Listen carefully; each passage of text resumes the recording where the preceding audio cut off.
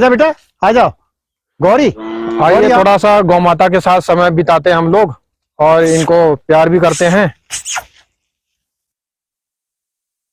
आजा सीता, आजा बेटा। इनका नाम आपने क्या रखा हुआ है? ये प्रिया नाम है इसका। इनका नाम प्रिया है। प्रिया है। प्रिया गौ माता। हाँ जी। प्रिया गौ माता का नाम गरुड़ है। ये गरुड़ है। तैयार हो रहा है, नंदी के रूप में तैयार कर रहे हैं आप। हाँ, ये सीता इसका नाम है। इसका नाम गीता है। सीता, ये सीता, ये सावली है तो सीता, अच्छा, थोड़ी गोरी है तो गीता। गीता। बहुत अच्छा। हाँ। ये जो जीवन ये कपिला का बच्चा है इधर। गुप्ता जी, मैंने बहुत सारे गौशाला में मैंने विजिट किया। ये मेरी 161 नंबर की गौशाला है। अच्छा। तो मुझे ये जानना है, जैसे बहुत सारी गौशाला में जाता हूँ, यहाँ पीला सा टैग होता है, गायों के संख्या नंबर लिखा रहता है। आपने नोटिस किया होगा। जी जी जी। उस बात से आप कितने सहमत हैं? नहीं, उससे मैं पूरी तरह, जैसे अपना आधार कार्ड होता है उसमें डिटेल्स रहता है, वैसे ही उनका एक आइडेंटिफिकेशन मार्क है, वो संख्या नंबर होता है कि आपके आइडेंटिफिकेशन है। पूरा गवर्नमेंट में उसका रिकॉर्ड रहता है। जी। तो आपके यहाँ पे तो उस तरह से नहीं है? नहीं, कुछ लोगों को कराना है हमको। अच्छा, कराना है अभी। लेकिन ये कहते हैं ना कि वो मार्क बनाने के लिए वो गायों को कान में दर्द तो होता होगा? नहीं, अब वो तो खैर अब अपने यहाँ महिलाओं को कान में छींटते हैं तो वो दर्द तो होता है, लेकिन उसके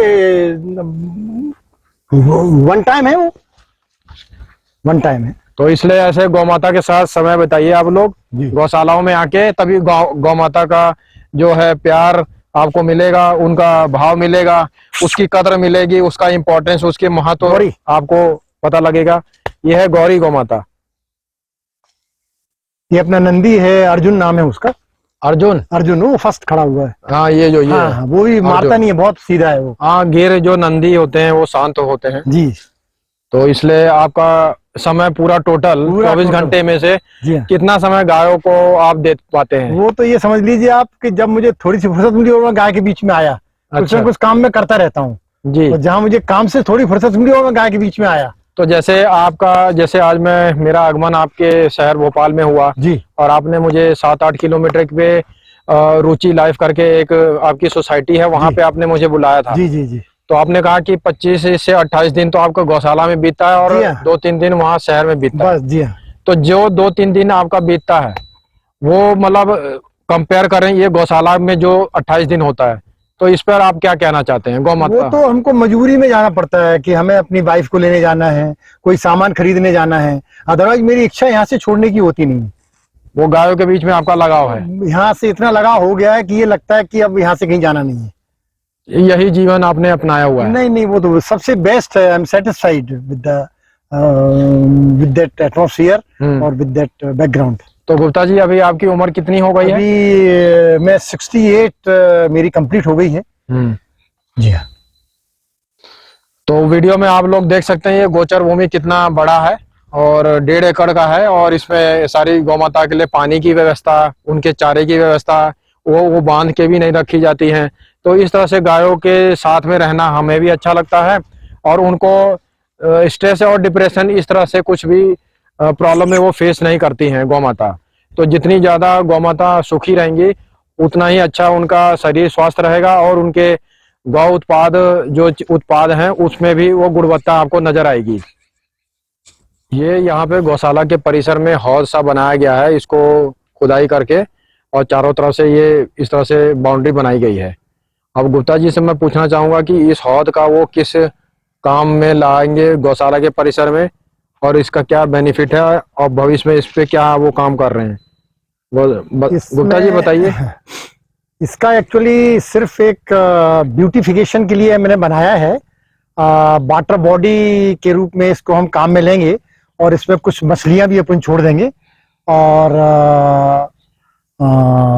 जब भी कभी पानी की शॉर्टेज होती है तो इससे अपन सिंचाई भी कर सकते हैं। इस टाइप से हमने इसको डेवलप किया हुआ है। तो ये भी एक मॉडल यहाँ पे तैयार किया जा रहा है गौशाला में।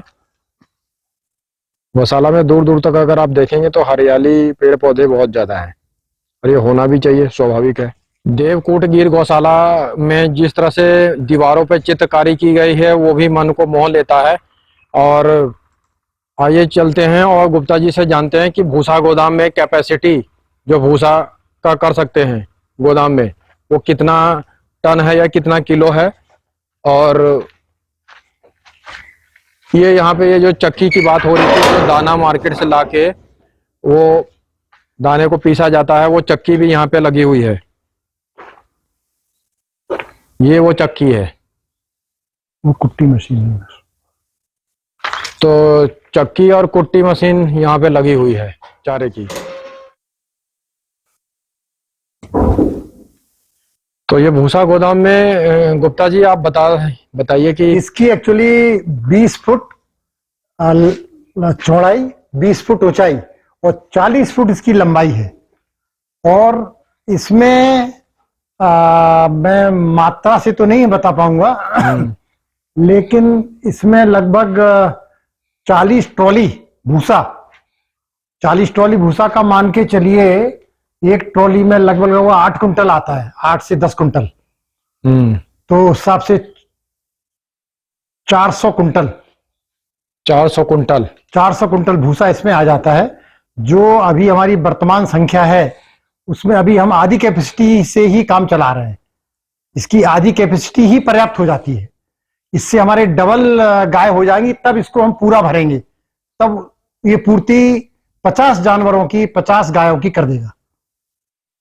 तो आपके पास एक्स्ट्रा जगह है भूसा अभी गोदाम में? एक्स्ट्रा जगह है, हाँ। ये इसकी अभी इस जितनी हमारे पास कैपेसिटी है उससे हम आधा भूसा ही खरीद रहे हैं, क्योंकि उतना ही उपयोग हो रहा है। क्योंकि हमारा हरा घास हमारे पास ज्यादा है, तो उस हिसाब से हमारा जो है ना, तो जब हमारे पास डबल इससे संख्या हो जाएगी आज से आने वाले 2-3 सालों में, तब हम इसको पूरा उपयोग, पूरी भर्ती करेंगे इसकी। हाँ गुप्ता जी, मैं आपसे ये जानना चाह रहा था कि आपकी गौशाला में जो शेड्स हैं वो टोटल संख्या तो 3 है, और उसमें गायों का जो संख्या अभी आपके पास हाल फिलहाल में 24 है, 24 से 25 है जी, 24। तो आपके इस गौशाला को जो शेड्स हैं, सबसे पहले तो मैं वीडियो में आपको दिखाना चाहता हूँ। एक तो ये अंदर की तरफ शेड्स है, जो गाय को धूप से, बरसात से, पानी से, किसी से भी बचाना है तो अंदर की तरफ रख सकते हैं। और सामने ये दूसरा दिखाई दे रहा है, और वो छज्जे से वो नीला सा टीन सा बना हुआ है पीछे की तरफ, वो तीसरा शेड है। अब मेरा सवाल ये है कि गुप्ता जी, आपके इस शेड्स में टोटल गायों का कैपेसिटी कितना है, कि कितना आ सकता है? अभी 24 तो आ रहे हैं, और मतलब टोटल संख्या कितनी हो सकती है? एक्चुअली हमने भविष्य को ध्यान में रखते हुए 50 गायों के हिसाब से सेट्स अपने तैयार किए हैं, और सेट्स पर हमने साधारण सेट बनाए हैं। सेट पे हमने ज्यादा खर्चा नहीं किया है। उसका कारण मुख्यतः ये है कि गाय शेड में रहना पसंद नहीं करती है। गाय को खुली भूमि में रहना, जैसा कि आपने देखा, हम गायों को बांधते नहीं है, हमेशा 24 आवर्स हमारी गाय खुली रहती हैं। और हमारे पास गोचर भूमि, हरियाली, पेड़ पौधे सब कुछ उपलब्ध है, जहां पर गाय रहना ज्यादा पसंद करती है। ये तो शेड तो उनको सिर्फ बरसात में पानी से बचाने के लिए और रात्रि में ठंड से बचने के लिए, तो वो पर्पज सॉल्व होता है। वो गौशालाओं में, जो शहरों के पास गौशालाएं होती हैं, जिनके पास गोचर भूमि नहीं होती है, वो भव्य अपना शेड बनाते हैं और पैसा खर्च करते हैं। उसके बावजूद भी गाय वहां पर उतनी प्रसन्न और स्वतंत्र नहीं रह पाती हैं, जितनी हमारे साधारण से ये इसमें गोचर भूमि में जो खुली रहती हैं उसमें प्रसन्न महसूस करती हैं। यही मैंने महसूस किया कि गोचर भूमि पे 24 घंटे आपका चारा और पानी का सुविधा उपलब्ध है गौमाता के लिए। जी हाँ, जी हाँ। अगर रात में वहां पे लेबर कर्मचारी नहीं भी हैं, तो भी गौमाता को भूख और प्यास से आपने बचाने का जो अच्छा प्रबंध किया है, वो काबिले तारीफ है। Yes yes. गुप्ता जी, आपकी गौशाला में ये छोटे जो नन्हे गौवंश हैं, इनकी संख्या कितनी है? इनकी संख्या 6 गाय हमारी दूध दे रही हैं, उनके 6 बच्चे हैं, और उनका बाड़ा डेफिनेटली गायों से अलग है। उनके गाय के साथ रखेंगे तो वो उनका दूध कंज्यूम करेंगे, और इनको सिर्फ मिल्किंग के समय ही इनको रखा जाता है। ये जो बछिया है, ये अभी मात्र 10 दिन की है। इसका गायत्री नाम है, और इसकी माँ गौरी है, इसकी माँ गौरी है। और इस प्रकार से हमने इनको, छोटे बच्चों को तो अलग बाड़े में रखा हुआ है। इनके लिए भी पूरा खाना और पीना की सब व्यवस्था 24 आवर्स हमने की हुई है, और रात के समय इनको शेड में रखते हैं। तो ये बच्चों को आप जो भोजन करवाते हैं या देते हैं जी, वो स्पेशल कुछ करा है? इनको हरा चारा हम ज्यादा देते हैं, गायों की अपेक्षा इनको भूसा नाम मात्र का देते हैं, सिर्फ हरा चारा देते हैं, इनको हरा चारा ज्यादा मात्रा में देते हैं, और ये अपनी माँ का दूध तो पीते ही है। तो ये जो गौशाला के पीछे बैक साइड में जो है परिसर है जहाँ पे बच्चों को रखा जाता है, बाड़ी की सुविधा उपलब्ध है, वो यहाँ का वीडियो में आप नज़ारा देख लीजिए। इस तरह से पेड़ पौधे फूल पूरा बगीचा आपको दिखाई दे रहा होगा।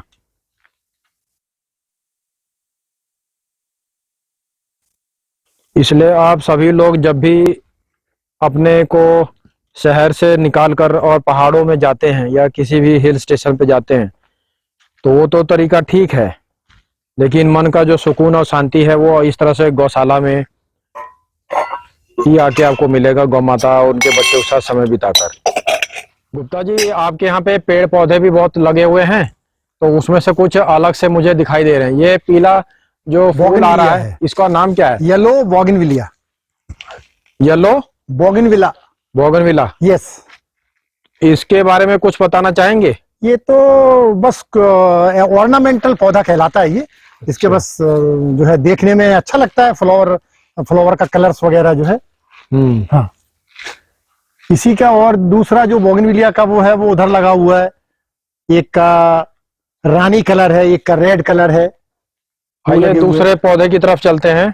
यहाँ पर गुप्ता जी ने लगाया हुआ है, वो पीछे जो दिख रहे हैं वो रानी कलर है, वो रेड कलर है। ये जो है ये बताइए, ये जो सफेद ये व्हाइट पंसिटिया कहलाता है। ये व्हाइट पंसिटिया पंसिटिया कहलाता है। अच्छा। और ये अभी और 10 दिन में ये कंप्लीट इसकी लीव्स सेट हो जाएंगी और कंप्लीट पूरा बॉल दिखेगा, व्हाइट बॉल दिखेगा। और ये जो एक इस तरफ ये येलो, ये कैसिया बाइफ्लोरा है, येलो फ्लावर्स का है ये, कैसिया बाइफ्लोरा। और ये देखिए डबल कलर का बोगनविलिया है, व्हाइट और पिंक। व्हाइट और पिंक, यस, डबल कलर का बोगनविलिया है। क्योंकि मैं फॉरेस्ट में रहा हूं तो मुझे पेड़ पौधों से ज्यादा रुचि है। जितने ये सब पत्थरों में पेड़ पौधे उगाए हुए हैं मैंने, यही तो मैं देख रहा हूं काफी पेड़ पौधे। इनको ये इसका नाम क्या है आप? ये भी रेड बोगनविलिया है, ये रानी कलर का बोगनविलिया है। ये पीपल लगा हुआ है इधर बगल में, ये पीपल है जी।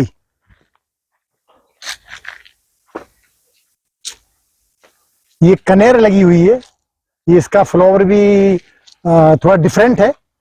कनेर ये है कनेर का फूल। और ये क्या है? ये तो जंगली पौधा है, क्या कहते, दूधी कहलाती है। अच्छा, दूधी है ये? दूधी है ये। और ये भी येलो बोगनविलिया, ये भी कैसिया बाइफ्लोरा है। और वो पीपल का दूसरा क्या होता है वो? बरगद है ये, यस, बरगद का पौधा है। और ये उपले भी यहाँ बनाए गए हैं? हाँ, उपले बना रहे हैं, यस। तो उपले यहाँ काम आते हैं। ये हमारे सुबह का हम जो होम करते हैं उसमें ये पूजा के लिए छोटे वाले उपले, प्योर गाय का नीचे नहीं गिरने देते जमीन पर, उसको ऊपर ही लेके, जिससे उसमें अर्थिंग ना हो। और देखिए ये पन्नी पे हमने किए हुए हैं, मैंने इन्हें अर्थिंग नहीं होना। बहुत अच्छा है ये कॉन्सेप्ट इधर गौशाला में। और ये जो सामने आपका जो है शेड्स, इसके बारे में बताइए, ये क्या होगा? निर्माणाधीन यहाँ का मंदिर है और इसमें हम कृष्ण भगवान का मंदिर बनाएंगे, क्योंकि ये गौशाला है और कृष्ण जी इसके जनक हैं। तो मैं कृष्ण भगवान का यहाँ पर। तो ये मंदिर आपका अभी कितना समय लगेगा तैयार होने में? लगभग 3-4 माह लग सकते हैं इसमें। तो अगली बार जब भी आऊंगा तो ये आएंगे आप तो आप यहाँ पर बैठेंगे, यहाँ पर पूजा पाठ और शांति मिलेगी आपको। यस। ये एक यहाँ पे जो लिखा हुआ है यहाँ पे, cow is not just a animal, it is a part of our family, our economy, health, well being is always determined by cow. तो ये बहुत अच्छा मुझे लगा। मैं गुप्ता जी से इसका मूल रूप से मतलब जानना चाहता हूँ, ये क्या है? देखिए, ग्रामीण क्षेत्रों में अगर अपन जाएंगे या आज से अपन और 20-25 साल पहले की बात करें तो प्रत्येक घर में गाय हुआ करती थी। प्रत्येक ग्रामीण गाय को अपना एक फैमिली का अंग मानता था, और उसी गाय से उसकी पूरी इकोनॉमी, पूरा साल भर का खर्चा, उसकी स्वास्थ्य, उसका सब कुछ मेंटेन होता था। वही हमने आज लोगों को बताने का प्रयास किया। लोग भूल गए हैं। लोगों को गाय आजकल रखने में मतलब उतनी दिलचस्पी नहीं है। हालांकि कुछ मजबूरियां लोगों की हैं, लेकिन आजकल का किसान भी गाय को नहीं रख पा रहा है, क्योंकि वो गाय को उतना उपयोगी नहीं मान रहा है, जबकि गाय सबसे महत्वपूर्ण और उपयोगी जीव है इस दुनिया में। तो इस वजह से मैंने थोड़ा इसको प्रयास किया है कि कुछ विजिटर्स आएंगे तो वो पुराने टाइम में इसका क्या महत्व था उसको इस कहावत से जानेंगे। गुप्ता जी से मैं ये जो यहाँ पे इन्होंने स्टोर बनाया हुआ है, बहुत ही सुंदर स्टोर है। स्टोर पे इतना कलाकारी, चित्रकारी कोई नहीं करवाता है। और मुझे ये कृष्ण भगवान जी की फोटो बनी हुई है, मोर उनके बगल में है। ये जो आर्ट चित्रकला बनी है, ये देखिए, मैं आपको दिखाना चाहता हूँ, नजदीक से पास से दिखाता हूँ। ये देखिए, अब ये स्टोर में क्या वो इकट्ठा करते हैं उसके बारे में थोड़ा सा जानने की कोशिश करते हैं। आइए अंदर चलते हैं। ये जो बक्से रखे हुए ये हैं। पेटियां हैं, इनमें गाय के लिए गेहूं, ज्वार, बाजरा और ये स्टोर करके रखा हुआ है। जितनी जरूरत होती है नीचे से इसको निकाल लेते हैं और उतना पीस लेते हैं। ऐसी अपना ये लक्ष्मी ब्रांड की ये खली रखी हुई है, इसको भी गाय को अपना प्रतिदिन खिलाते हैं। तो ये इस प्रकार से स्टोर में ये अपना पूरा सामान रखा हुआ है। तो इस तरह से ये यहाँ पे स्टोर करने का ये बहुत अच्छा रूम बनाया हुआ है गुप्ता जी ने। और इसके पीछे की तरफ साइड में एक जो लाइन लिखी हुई है हिंदी में, वो ये लिखी है कि जिंदगी में माँ का ना होना उसी तरह है जिस तरह कड़कड़ाती धूप में पेड़ का ना होना। माँ का सम्मान कीजिए और पेड़ पौधों को अपनी उम्र पूरी करने दीजिए। ये बहुत ही अच्छी ये जो लाइन लिखी हुई है, मुझे दिल को छू गया है। तो इस तरह से जो सोच करके गुप्ता जी की है, इसी से पता लगता है वो किस तरह के व्यक्ति हैं, इंसान हैं जो गौ प्रेमी हैं। और सामान्यतया लोबाग या विभाग, वन विभाग है, वो प्रचार करता है पेड़ पौधों को मत काटिए। हमारा कहना है पेड़ पौधों को अपनी उम्र पूरी करने दीजिए।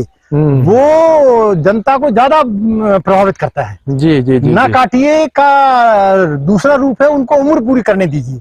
जैसे उनको लगता है नहीं ये बात कुछ ठीक है, इस तरह से समझाएंगे इस तरह तो से उसको समझाया गया, इस तरह थोड़ा से कुछ अलग से कंसेप्ट से समझाया जाए जी उसी हाँ। चीज को।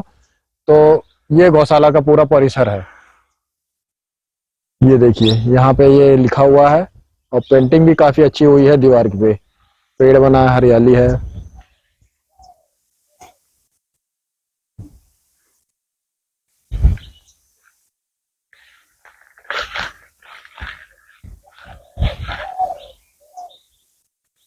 ये गुप्ता जी, ये जो गाय आपके पास है, इनका नाम भी बता दीजिए, क्या क्या नाम है? ये स्वर्ण कपिला गाय है।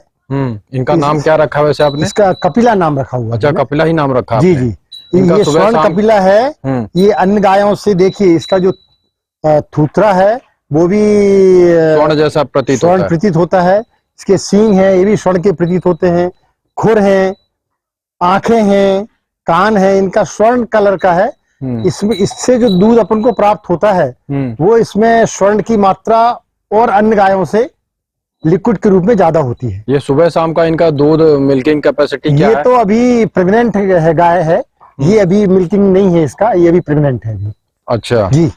और जो ये पीछे अभी जिनको आप हाथ लगा रहे हैं, इनका? ये तो अभी 3.5 साल की बच्चिया है। अभी ये प्रेग्नेंट भी नहीं हुई है। ये प्रिया नाम है इसका। प्रिया नाम है। और सुबह शाम प्रेग्नेंट का भी हो गई है ये। सुबह शाम कितना आपने बताया?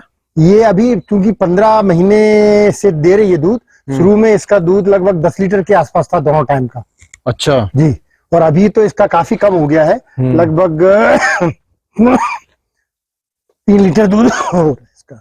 अच्छा अच्छा, ठीक है। इसके बगल में जो गाय है उसको अभी 20 दिन हुए हैं जने हुए। वो प्रिया ना है, उसका नाम है गौरी। गौरी। गौरी नाम है उसके। नीचे अभी 15 किलो दूध है। अभी 15 किलो दूध है उसका। और उसके ये यहाँ उसके पे बगल में जो गंगा खड़ी हुई है, गंगा क्या बेटा? गंगा गंगा।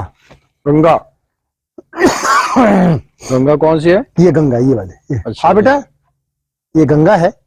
और इसको 6 महीने हो गए इसको लगभग जने हुए, दूध दे रही है ये।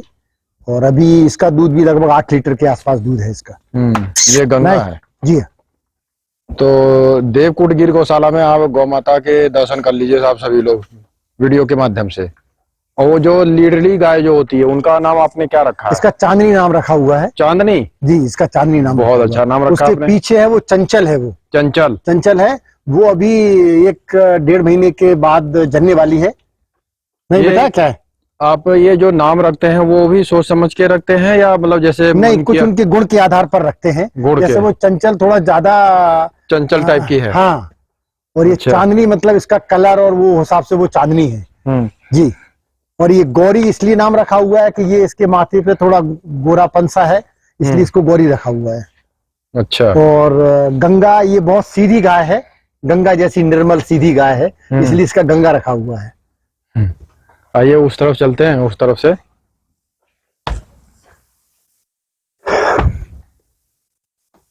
ये एक लीडली गाय है, ये अभी 4 साल की है ये, अभी प्रेग्नेंट हुई नहीं है। ये सीता नाम है इसका। सीता? जी। क्योंकि ये थोड़ा गेहुआ रंग है इसका लीडली का, इसलिए इसका नाम सीता रखा हुआ है। एक लीडली गाय ये है जो थोड़ा सफेद उसमें है, इसलिए इसका सीता रखा हुआ है। इसका गीता, सॉरी गीता, इसका सीता रखा हुआ है। और उस गाय का नाम गीता रखा हुआ है। ये गीता है जी, और ये सीता है। और ये सीता है। जी।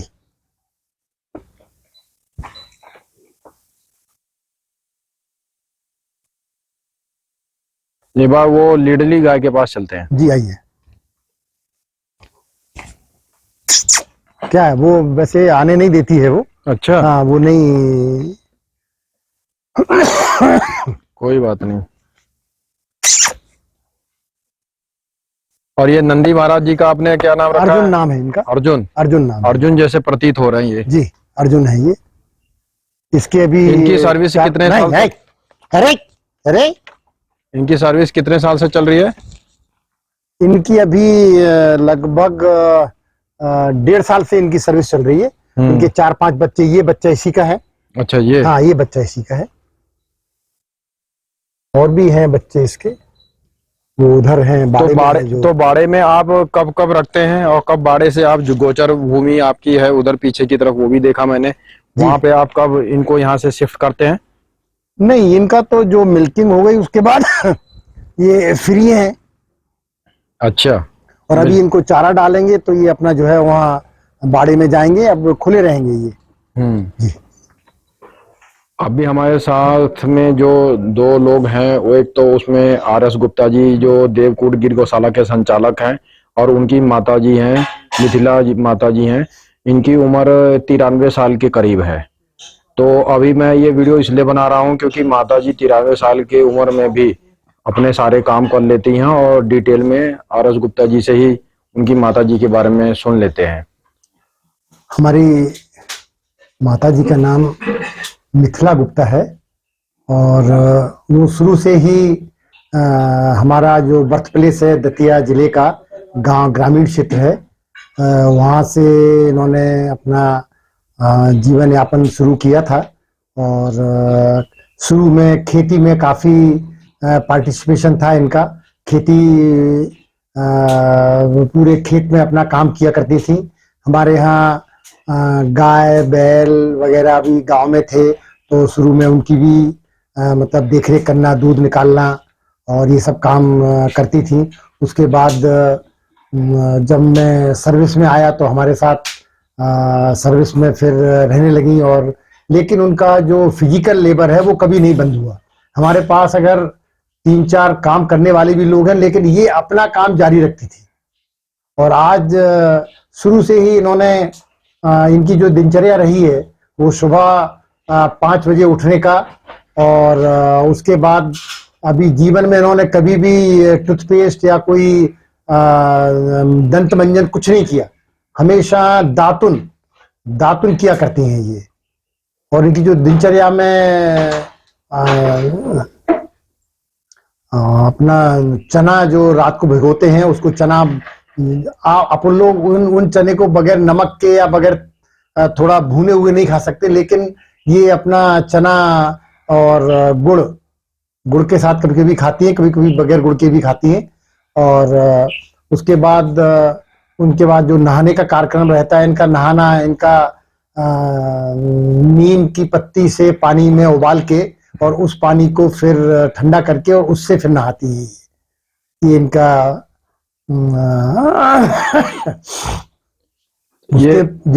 ये खेतों में भी आपने बताया था कि काम कर लेती हैं। हाँ, खेतों में लगातार अपने शुरू से ही काम करती रही हैं। और यहाँ पर इनका जो दिनचर्या में है, खाना के बाद ये अपना कम से कम 4 घंटे इनका घास काटने का नियमित ये है।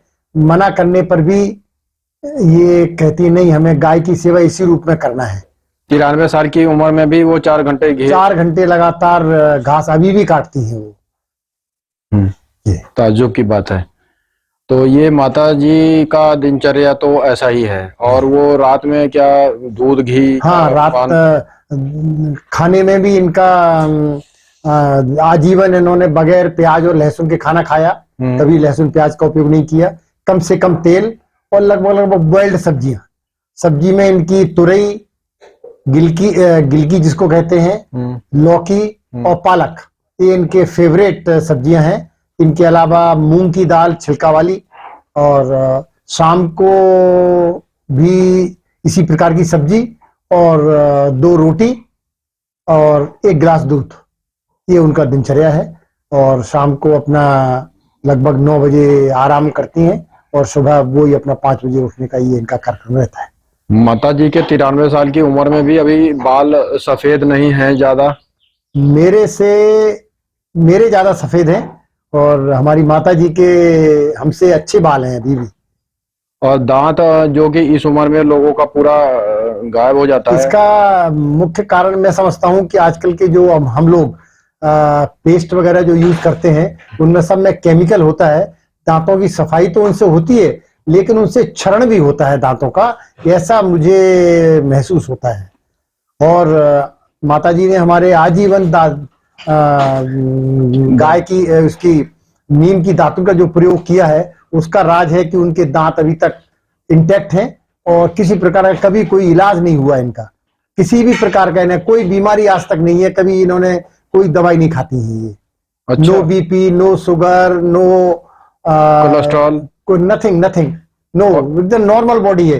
कई बार इनका चेकअप कराया गया, सब कुछ नॉर्मल है। तो ये तो बहुत ताज्जुब वाली बात है। दूसरा, अपना पैरों से ही चल लेती हैं, वो किसी का सहारा नहीं लेती पूरा हैं, काम करती हैं, अपना खाना बना लेती हैं। जो कपड़े हैं इनके धोने का जो कार्य है, कपड़े भी खुद धो लेती हैं। अभी हमने जरूर क्या बात है ये? हाँ, खुद धोती हैं कपड़े अपने, बहुत खुद अपने। अच्छी बात अभी है। मेड सर्वेंट जरूर हमने बोला है कि अम्मा अभी वो धो लिया करेगी, आप मत, तो वो थोड़ा और अच्छी तरह से धो देती है, लेकिन वो अपना पूरा काम करने में सक्षम है। अभी किसी का ऊपर निर्भर नहीं है माता जी? किसी के ऊपर निर्भर नहीं है, बल्कि मैं स्वयं इनके ऊपर निर्भर हूँ। मैं उनकी सेवा नहीं कर रहा हूँ, वो हमारी सेवा कर रही है दूसरे रूप में। हमको खाना बनाती हैं, हमारे पूरा ध्यान रखती हैं। कभी कभी हमारे कपड़े अगर रह जाते हैं तो कपड़े भी हमारे धो के डाल देती हैं। तो माता जी को मैं जरा वीडियो में पास से दिखाना चाहता हूँ। ऐसे बुजुर्गों का आशीर्वाद हमें मिलता रहे, हम आगे अपने कार्य को सफलतापूर्वक करते चले जाएं। इनका आशीर्वाद हमारे लिए भगवान के ही जैसा है। और ऐसे लोगों को, पूर्वजों को हमें सम्मान, कद्र, आदर करना चाहिए। और इसी से हमारी भारत की परंपरा, सभ्यता, संस्कृति, ये सारी चीजें बचेंगी। तो ये देखिए माता जी अभी जप कर रही हैं। और माता जी को थोड़ा ऊंचा, मतलब जैसे कि हम तेज बोलेंगे तभी सुनाई देगा, ये है। तो काफी अच्छा लगा मुझे आज आर एस गुप्ता जी की माता जी से मिलकर। मैं काफी ज्यादा, मतलब ऐसा मुझे लगा कि मेरी दादी से मेरी मुलाकात हो गई है। धन्यवाद। जय गोपाल। धन्यवाद। जय गोपाल।